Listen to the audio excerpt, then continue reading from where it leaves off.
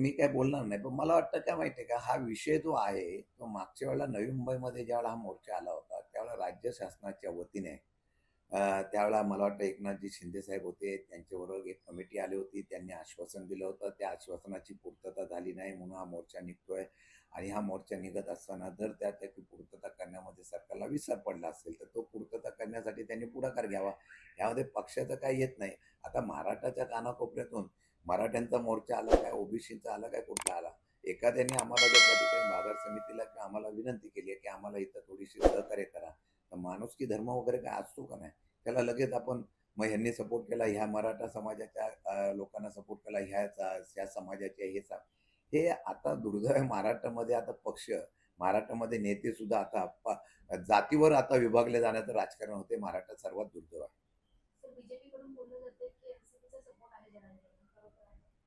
मग बीजेपीने आणि सगळ्या बाकीच्या त्यांच्या मित्र पक्षांनी सांगावं आमचा सपोर्ट नाही म्हणून.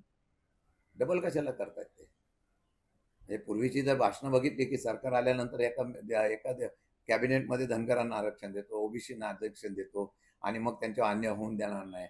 मराठ्यांचं आरक्षण आम्ही नाही सांगितलं होतं. तुमच्या विश्वास देऊनच नवी मुंबईमधून ते परत गेले होते ना. आश्वासन तुम्ही दिले, आम्हाला कशाला त्याच्यामध्ये ओढत आहे? निर्णय तुम्ही दिला तर तुम्हीच सांभाळायला पाहिजे. आश्वासन तुम्ही दिली की आम्ही दिली? मग आमचा सपोर्टचा प्रश्न येतो का? उलट तुम्ही राजकारणासाठी त्या सगळ्यांचा वापर करून घेता असा आमचा आरोप आहे. मनोज जरांगे यांनी काल अजित पवार आणि एकनाथ शिंदे यांच्या तारीफ केली आणि फडणवीस आता हे मुख्यमंत्र्यांनी शोधावं. मी कसं बोलू? मनोज जरांगेंनी जर अशा प्रकारचं जर त्या तारीफ केली असेल तर मुख्यमंत्र्यांनी त्या ठिकाणी त्याचा शोध घ्यावा. मुख्यमंत्र्यांकडे सगळी डिपार्टमेंट आहे आणि त्यांची अंतर्गत डिपार्टमेंटकडून माहिती घ्यावी, नक्की काय चाललंय, काय होतंय ते. हे मी सांगायची गरज नाही. काही असं पण बोलतात की एकनाथ शिंदेचा पण सपोर्ट आहे जरांगे यांना. हे आता ते मी कसं सांगू? आता म्हणून तर मी बोललो मुख्यमंत्र्यांच्याकडं आणि केंद्र सरकारकडं इंटेलिजन्स ब्युरो असतो, अंतर्गत माहिती करणारी, गुप्त वार्ता करणारी त्यांची यंत्रणा आहे, त्यांनी घ्यावी. त्यात त्यांना खरं खोटं कळून द्या. आणि याचं नियोजन कसं होणार? आपण कोणत्या भूमिकेतून बाजार समितीत काय काय सुविधा नाही, या ते मागच्या वेळेला सुद्धा अशा प्रकारचा मोर्चा आला होता. त्यावेळेला प्रशासनाने सहकार्य केले नाही, अशा प्रकारची भूमिका आणि मानसिकता ही सकल मराठा क्रांती मोर्चाच्या लोकांची होती. परंतु ते ज्यावेळेला बाजार समितीमध्ये आले तेव्हा मी अभिमानाने सांगेन, सर्व जाती धर्माचे लोकांनी, व्यापारी, माथाडी सगळ्यांनी पुढाकार घेतला. बाजार समितीने पुढाकार घेतला आणि त्यांच्या समोर व्यवस्था 3 दिवस मार्केट आम्ही बंद केलं होतं. ते करण्याचं काही राजकारण नव्हतं. महाराष्ट्राच्या कानाकोपऱ्यातून आलेल्या लोकांना सहकार्य. तुम्हाला खोटं नाही सांगत, त्यावेळेला प्रशासकीय अधिकाऱ्यांनी नंतर आल्यानंतर आमच्या बाजार समितीचं कौतुक केलं की तुम्ही ही यंत्रणा वापरल्या म्हणून ठीक आहे, आता आम्हाला अडचण निर्माण झाली असती.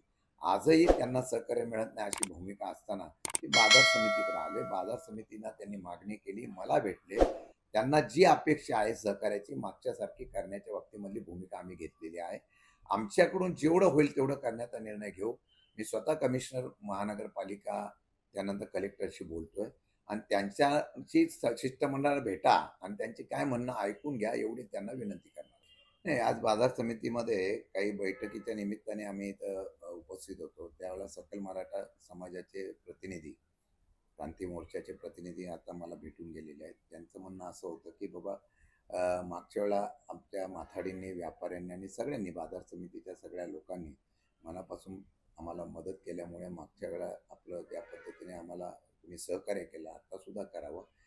कारण आता मुंबईला हा जरांगे पाटलांचा ज्यावेळेला मोर्चा येतोय तर ते येत असताना हा मोर्चा पामबीचवरून तसा नवी मुंबई मार्गे बाहेर जाणार आहे.